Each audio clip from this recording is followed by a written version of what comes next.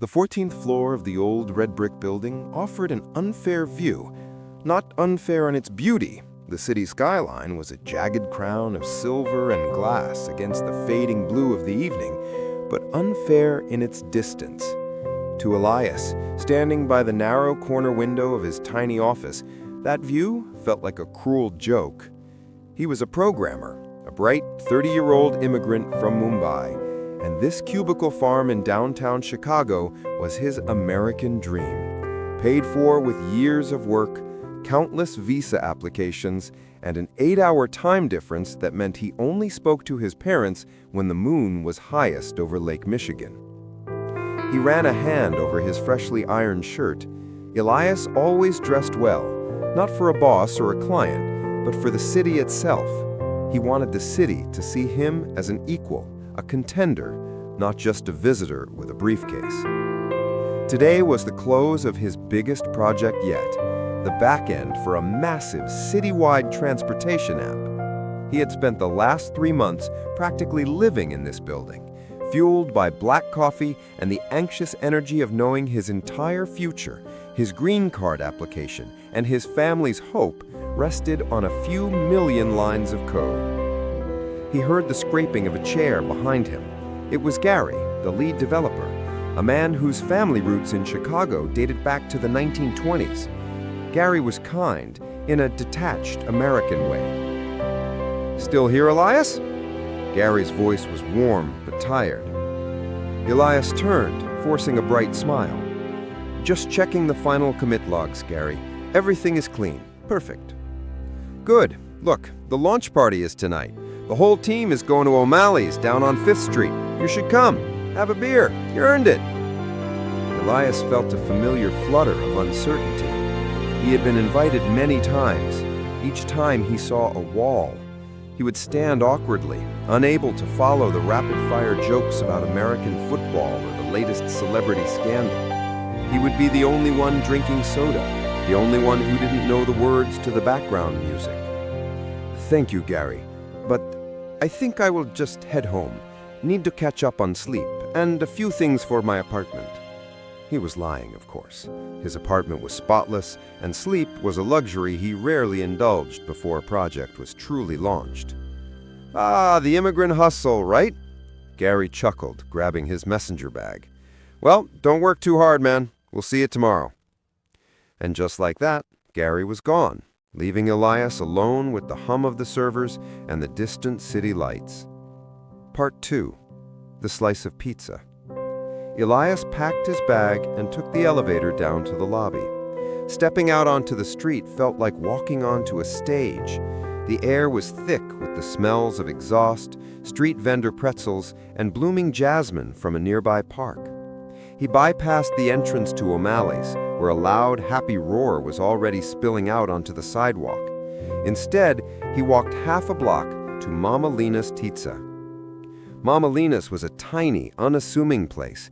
It was old school, the kind of place with red checkered tablecloths and faded pictures of Italian movie stars on the wall. He came here every Friday after a long week. He ordered his usual courteous, a single slice of plain cheese. The owner, a woman in her 60s with flour dusting her apron and a voice like gravel, slid the warm slice onto a paper plate. "Another late one, E?" she asked, using the shortened version of his name that only she seemed to use. "Another successful one, Lena," he corrected gently, pulling out his wallet. No, put that away. Tonight, it's on the house. You finished that big computer thing, didn't you?" Elias paused, his thumb rubbing the worn leather of his wallet. He hadn't told her about the transportation app. He had simply mentioned a big computer thing a few months ago. "How did you know?" he asked, a genuine smile replacing the polite one he usually wore. Lena wiped her hands on her apron. "Honey, I've been watching people come and go from that building for 30 years. I see the look in their eyes. For 3 months, you had the look of a man carrying a piano on his back. Tonight, you look like a man who just set the piano down." She leaned a little closer across the counter, her eyes surprisingly sharp. "My husband, before we opened this place, he worked in a car factory, 6 days a week, double shifts. He had that look too, the look of a man building something that isn't just a widget or a program, but a life. She pushed the pizza toward him. Eat, celebrate. And tonight, when you walk home, don't look at the city from a window. Walk through it. Part 3. The Walk.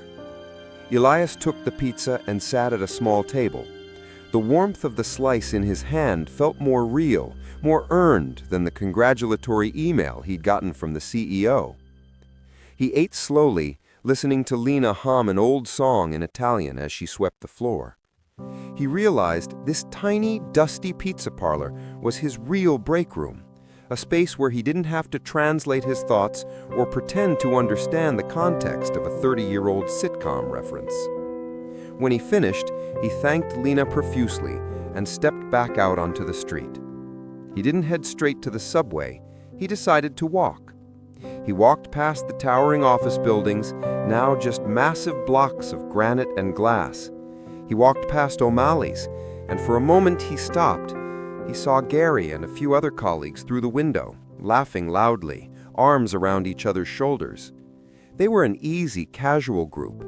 He still felt the distance, the cultural chasm. But tonight, the distance didn't feel like a barrier.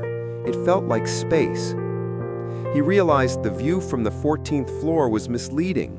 Up there, the city was a perfect, finished painting. But down here, in the street, the city was messy, alive, and always in motion. 1,000 unfinished stories, all bumping up against each other. He was one of those stories. His story was still being written, in a language he was still mastering, but it was his, and it was real. He pulled out his phone, not to check work, but to call his parents. It was past midnight back home, but he didn't care.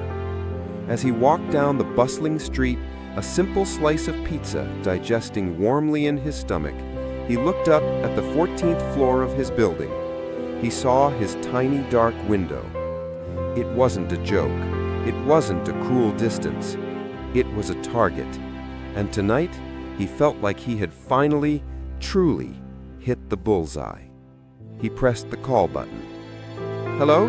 Papa?" The city lights blurred around him, no longer distant stars, but welcoming human beacons. He was here. He was building. He belonged to the hustle.